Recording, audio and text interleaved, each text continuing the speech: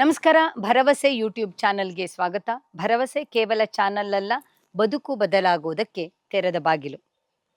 8 ವರ್ಷಗಳ ಹಿಂದೆ ನಾವು ಪ್ರಾಫಿಟ್ ಪ್ಲಸ್ ಪತ್ರಿಕೆ ಶುರು ಮಾಡಿದ್ವಿ. ಸಂತೋಷವೇ ಸಂಪತ್ತು ಅನ್ನುವಂಥದ್ದು ಅದರ ಟ್ಯಾಗ್ ಲೈನು. ಆ ಪತ್ರಿಕೆ ಆದಮೇಲೆ ಭರವಸೆ ಯೂಟ್ಯೂಬ್ ಚಾನಲ್ ಶುರು ಮಾಡಿದ್ವಿ. ಅಲ್ಲಿ ಕೂಡ ನಾವು ಸಂತೋಷವೇ ಸಂಪತ್ತು ಎನ್ನುವುದನ್ನು ಬೇರೆ ಬೇರೆ ನೆಲೆಯಿಂದ ಅರ್ಥ ಮಾಡಿಸ್ತಾ ಇದ್ದೀವಿ. ಯಾಕೆ ಈ ಮಾತು ಹೇಳ್ತಾ ಇದ್ದೀನಿ ಅಂದರೆ, ನಾವು ಸಂತೋಷವಾಗಿ ಇರೋದಕ್ಕೂ ನಮ್ಮ ಪರಸ್ಪರ ಸಂಬಂಧಗಳು ಚೆನ್ನಾಗಿ ಇರೋದಕ್ಕೂ ಅತ್ಯಂತ ನಿಕಟವಾದ ಸಂಬಂಧ ಇದೆ. ಹೀಗಂತ ಕಳೆದ 8 ವರ್ಷಗಳಿಂದ ಹೇಳ್ತಾನೆ ಬಂದಿರೋ ನನಗೆ ಇದನ್ನು ಅನುಭವಕ್ಕೆ ತಂದುಕೊಳ್ಬೇಕಾಗಿತ್ತು. ಅಂದರೆ ನಾನೇ ತುಂಬ ಹೇಳ್ತಾ ಇದ್ದೀನ, ನಾನೇ ತುಂಬ ಫೋಕಸ್ ಮಾಡ್ತಾ ಇದ್ದೀನ, ಹೊರಗಡೆಗೆ ಹಾಗೆ ನಡೀತಾ ಇದೆಯಾ, ಇದನ್ನು ನಾನು ಅರ್ಥ ಮಾಡ್ಕೊಳ್ಬೇಕಾಗಿತ್ತು. ಹಾಗಾಗಿಯೇ ಸಂಬಂಧಗಳನ್ನು ನಿರ್ವಹಿಸೋದು ಹೇಗೆ ಅನ್ನೋದರ ಕುರಿತಾಗಿ ನಾನು ಕಾರ್ಯಾಗಾರಗಳನ್ನು ಮಾಡೋದಕ್ಕೆ ಶುರು ಮಾಡಿದೆ.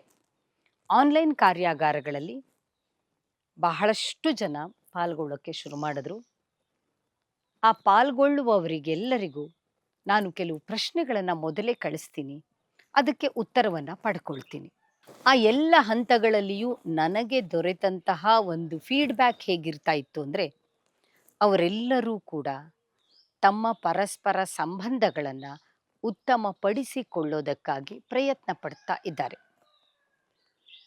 ಯಾಕೆ, ಎಲ್ಲಿ ನಾವು ಸಿಕ್ಕಾಕೊಂಡಿದ್ದೀವಿ, ಎಲ್ಲಿ ನಮಗೆ ಸಮಸ್ಯೆಗಳಾಗ್ತಾ ಇದೆ, ಯಾವುದನ್ನು ನಾವು ಸರಿಯಾಗಿ ಮಾಡ್ಕೋಬೇಕಾಗಿದೆ?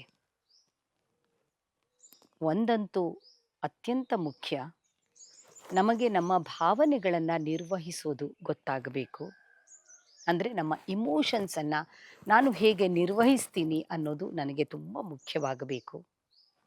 ಎರಡನೆಯದು, ನನ್ನ ಈಗೋ, ಎಲ್ಲೆಲ್ಲಿ ನನ್ನ ಈಗೋ ಅಡ್ಡ ಬರುತ್ತೆ, ನಾನು ಎನ್ನುವ ನನ್ನ ಈಗೋ ಎಲ್ಲೆಲ್ಲಿ ಅಡ್ಡ ಬರುತ್ತೆ ಅನ್ನೋದು ನಮಗೆ ಗೊತ್ತಾಗಬೇಕು. ಮೂರನೆಯದು, ನನ್ನ ಎಕ್ಸ್ಪೆಕ್ಟೇಷನ್ಸ್, ನನ್ನ ನಿರೀಕ್ಷೆಗಳು ಹೇಗೆ ನನ್ನನ್ನು ಹಿಂಸೆಗೆ ಒಳಪಡಿಸ್ತಾ ಇದೆ ಅನ್ನೋದು ಅರ್ಥವಾಗಬೇಕು. ಹಾಗೆ ನೋಡಿದರೆ ಈ 3 ಈಗಳು ತಾನೆ ನಮ್ಮ ಪರಸ್ಪರ ಸಂಬಂಧಗಳನ್ನು ರೂಲ್ ಮಾಡ್ತಾ ಇರೋದು. ಈಗೋ, ಇಮೋಷನ್ಸು, ಎಕ್ಸ್ಪೆಕ್ಟೇಷನ್ಸ್. ಈ 3ಅನ್ನು ನನಗೆ ನಿರ್ವಹಿಸೋಕೆ ಬಂದರೆ, ಈ 3ಅನ್ನು ನಾನು ಸರಿಯಾಗಿ ನಿಭಾಯಿಸೋಕೆ ಬಂದರೆ, ಯಾವುದೇ ಸಂಬಂಧಗಳನ್ನು ಕೂಡ ನಿರ್ವಹಿಸೋದು, ನಿಭಾಯಿಸೋದು ಕಷ್ಟ ಆಗೋದಿಲ್ಲ. ಖಂಡಿತ ಹೌದು, ಡಿಫಿಕಲ್ಟ್ ರಿಲೇಷನ್ಶಿಪ್ ಇರುತ್ತೆ. ಎಲ್ಲರೂ ನಾವು ನಿರೀಕ್ಷಿಸಿದ ಹಾಗೆ ಇರಲ್ಲ, ಎಲ್ಲರೂ ನಾವು ಅಂದುಕೊಂಡ ಹಾಗೆ ಇರಲ್ಲ, ಎಲ್ಲರೂ ನಾವು ಕೊಟ್ಟಿದ್ದನ್ನೇ ವಾಪಸ್ಸು ಕೊಡೋದಿಲ್ಲ. ಆಗ ನಾವು ಹೇಗೆ ವರ್ತಿಸಬೇಕು?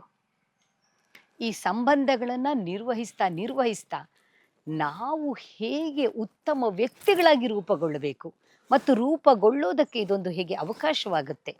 ಹೀಗೆ ಇದೇ ರೀತಿಯಿಂದ ಹಲವು ಆಯಾಮಗಳಲ್ಲಿ ನಮ್ಮ ಸಂಬಂಧಗಳನ್ನು ಹೇಗೆ ನೋಡಬೇಕು ಅನ್ನೋದನ್ನು ಅರ್ಥ ಮಾಡಿಸ್ತಾ ಬರ್ತೀವಿ ನಮ್ಮ ಕಾರ್ಯಾಗಾರಗಳಲ್ಲಿ. ನಾನು ಇವತ್ತು ಹೇಳ್ತಾ ಇರೋದು ಈ ವಿಚಾರಕ್ಕಿಂತ ಮುಖ್ಯವಾಗಿ, ನಮ್ಮ ಕಾರ್ಯಾಗಾರಗಳಲ್ಲಿ ಬಹಳಷ್ಟು ಸಂಖ್ಯೆಯಲ್ಲಿ ಮಹಿಳೆಯರು ಪಾಲ್ಗೊಳ್ಳೋದಕ್ಕೆ ಶುರು ಮಾಡಿದ್ರು. ಆಗ ನಮಗನ್ನಿಸ್ತು, ಮಹಿಳೆಯರಿಗಾಗಿಯೇ ಪ್ರತ್ಯೇಕವಾದಂತಹ ಕಾರ್ಯಾಗಾರಗಳನ್ನು ಮಾಡಬೇಕು ಅಂತ. ನಮ್ಮ ಆನ್ಲೈನ್ ಕಾರ್ಯಾಗಾರ ಹಾಗಾಗಿಯೇ ಥೆರಪಿ ಮಾದರಿಯಲ್ಲಿ ಇರುತ್ತೆ, ಆಪ್ತ ಸಲಹೆಯ ನೆಲೆಯಲ್ಲಿ ಇರುತ್ತೆ. ಅವರು ಅವರ ಮನಸ್ಸು ಬಿಚ್ಚಿ ಮಾತನಾಡೋದಕ್ಕೆ ಅವಕಾಶ ಇರುತ್ತೆ. ಇಲ್ಲಿ ಸಂಪೂರ್ಣವಾಗಿ ಮಹಿಳೆಯರೇ ಇರ್ತಾರೆ. ಹಾಗಾದರೆ ಸಂಬಂಧಗಳನ್ನು ನಿರ್ವಹಿಸೋದು ಕೇವಲ ಮಹಿಳೆಯರಿಗೆ ಮಾತ್ರ ಮುಖ್ಯವಾ ಅನ್ನುವ ಪ್ರಶ್ನೆ ನಿಮಗೆ ಬರಬಹುದು. ಹಾಗಾಗಿಯೇ ನಾವು ಈಗ ಪುರುಷರಿಗಾಗಿಯೂ ಪ್ರತ್ಯೇಕವಾದಂತಹ ಕಾರ್ಯಾಗಾರಗಳನ್ನು ಮಾಡ್ತಾ ಇದ್ದೀವಿ. ಹೌದು, ಮಹಿಳೆಯರಿಗೆ ಪ್ರತ್ಯೇಕವಾದ ಕಾರ್ಯಾಗಾರ, ಪುರುಷರಿಗೆ ಪ್ರತ್ಯೇಕವಾದ ಕಾರ್ಯಾಗಾರಗಳು ನಡೆಯುತ್ತೆ. ಯಾಕೆ ಹೀಗೆ ಮಾಡ್ತಾ ಇದ್ದೀವಿ ಅಂದರೆ, ಪುರುಷರು ಬಹಳ ಸಂಖ್ಯೆಯಲ್ಲಿ ಪಾಲ್ಗೊಂಡಾಗ ಮಹಿಳೆಯರು ಅವರ ಒಳಗಿನ ಬೇಸರವನ್ನು, ದುಃಖವನ್ನು ಹೇಳಿಕೊಳ್ಳಲಾರದೆ ಹಿಂಜರಿಯಬಹುದು. ಅಥವಾ ಮಹಿಳೆಯರು ಅಧಿಕ ಸಂಖ್ಯೆಯಲ್ಲಿ ಪಾಲ್ಗೊಂಡಂತಹ ಕಾರ್ಯಾಗಾರಗಳಲ್ಲಿ ಪುರುಷರು ಅವರ ಮನಸ್ಸಿನ ಭಾವನೆಗಳನ್ನು ಹೇಳಿಕೊಳ್ಳೋದಕ್ಕೆ ಹಿಂಜರಿಯಲೂಬಹುದು. ಹಾಗೆ ಆಗಬಾರದು ಎನ್ನುವುದೇ ನಮ್ಮ ಉದ್ದೇಶ. ಪ್ರತ್ಯೇಕವಾದಂತಹ ಕಾರ್ಯಾಗಾರಗಳ ಮೂಲಕ ಅವರವರು ಅವರ ಮನಸ್ಸನ್ನು ಬಿಚ್ಚಿಡೋದಕ್ಕೆ ಸಹಾಯವಾಗಲಿ ಎನ್ನುವ ಉದ್ದೇಶಕ್ಕಾಗಿ ಇಂಥ ಒಂದು ಪ್ರಯತ್ನವನ್ನು ನಾವು ಮಾಡ್ತಾ ಇದ್ದೀವಿ. ಪ್ರಾಯಶಃ ಇದು ನಿಮಗೂ ಕೂಡ ಇಷ್ಟವಾಗಬಹುದು. ದಯವಿಟ್ಟು ಇಂತಹ ಕಾರ್ಯಾಗಾರಗಳ ಪ್ರಯೋಜನವನ್ನು ನೀವು ಪಡ್ಕೊಳ್ಳಿ. ಯಾಕೆಂದರೆ ಯಾರಲ್ಲೂ ಹೇಳಲಾಗದಂತಹ ಸಣ್ಣ ಸಣ್ಣ ವಿಚಾರಗಳಿರಬಹುದು. ಅದು ಯಾವತ್ತೋ ಆದಂಥ ಅವಮಾನವಿರಬಹುದು, ಎಂತೋ ಆದಂತಹ ದುಃಖ ಇರಬಹುದು, ನಾವೇ ಮಾಡಿದಂತಹ ತಪ್ಪು ಇರಬಹುದು, ನಮ್ಮನ್ನು ಶೋಷಿಸಿದಂತಹ ಸಂದರ್ಭ ಇರಬಹುದು, ಅಥವಾ ಇನ್ನೂ ಹಲವು ರೀತಿಯಾದಂತಹ ಗೊಂದಲಗಳಿರಬಹುದು. ನಮ್ಮ ಒಳಗೆ ಇಟ್ಟುಕೊಂಡಂತಹ ಇಂಥ ತೀವ್ರತರವಾದಂತಹ ಭಾವನೆಗಳು ನಮ್ಮ ಸಬ್ಕಾನ್ಷಿಯಸ್ ಮೈಂಡಲ್ಲಿ ಹಾಗೆ ಉಳಿದು ಬಿಡುತ್ತೆ. ಇದು ಹೇಗೆ ಅಂದರೆ, ಒಂದು ಕಲೆ ಅಥವಾ ಒಂದು ಕೆಟ್ಟ ಕೊಳೆ ಮನಸ್ಸಿನ ಒಂದು ಭಾಗದಲ್ಲಿ ಉಳಿದು ಬಿಡುತ್ತೆ. ಮನೆಯಲ್ಲಿ ಎಲ್ಲೋ ಒಂದು ಮೂಲೆಯಲ್ಲಿ ಒಂದು ಕೆಟ್ಟ ಕೊಳೆ ಕೂತ್ಕೊಂಡ್ಬಿಟ್ಟಿದೆ ಅಂದರೆ, ಅದನ್ನು ಸ್ವಚ್ಛಗೊಳಿಸದೆ ಹೋದರೆ ಆ ಜಾಗದಲ್ಲಿ ಇನ್ನೇನೋ ಬಂದು ಸೇರಿಕೊಳ್ಳುತ್ತೆ, ಮತ್ತೇನೋ ಬಂದು ಸೇರಿಕೊಳ್ಳುತ್ತೆ. ಹೀಗೆ ಹಲವು ರೀತಿಯಾದಂತಹ ಕೊಳೆಗಳು ಸೇರಿಕೊಳ್ಳೋದಕ್ಕೆ ಶುರುವಾಗಬಹುದಲ್ಲ. ಹಾಗೆ ಮನಸ್ಸಿನಲ್ಲಿ ಕೂಡ ಮನಸ್ಸಿನ ಒಳಗೆ ಇರುವಂಥ ದುಃಖ, ಅಸಹಾಯಕತೆ, ಅಸಹನೆ, ಕಿರಿಕಿರಿ ಇಂತಹ ಭಾವನೆಗಳನ್ನು ಹಾಗೆ ಒಳಗೆ ಅದುಮಿಟ್ಟುಕೊಳ್ಳುವ ಬದಲು ಹೊರ ಹಾಕೋದನ್ನು ಕೂಡ ಅಭ್ಯಾಸ ಮಾಡ್ಕೋಬೇಕು. ಕಿರಿಕಿರಿಯನ್ನಲ್ಲ, ಕೋಪವನ್ನಲ್ಲ, ಬೇಸರವನ್ನಲ್ಲ, ದುಃಖವನ್ನಲ್ಲ. ಯಾಕೆ ಹೀಗಾಗತ್ತೆ ಎನ್ನುವುದನ್ನು ಅರ್ಥ ಮಾಡಿಕೊಳ್ಳುವ ಪ್ರಯತ್ನವಾಗಿ ನಾವು ಅದನ್ನು ನೋಡಬೇಕಾಗಿದೆ. ಹಾಗೆ ನೋಡಿದಾಗಲೇ ನಮಗದಕ್ಕೆ ಪರಿಹಾರ ಸಿಗುತ್ತೆ. ಇಂತಹ ಪರಿಹಾರದ ಪ್ರಯತ್ನವಾಗಿಯೇ ನಮ್ಮ ಕಾರ್ಯಾಗಾರಗಳಿವೆ. ದಯವಿಟ್ಟು ನಮ್ಮ ಕಾರ್ಯಾಗಾರಗಳಲ್ಲಿ ಪಾಲ್ಗೊಳ್ಳಿ.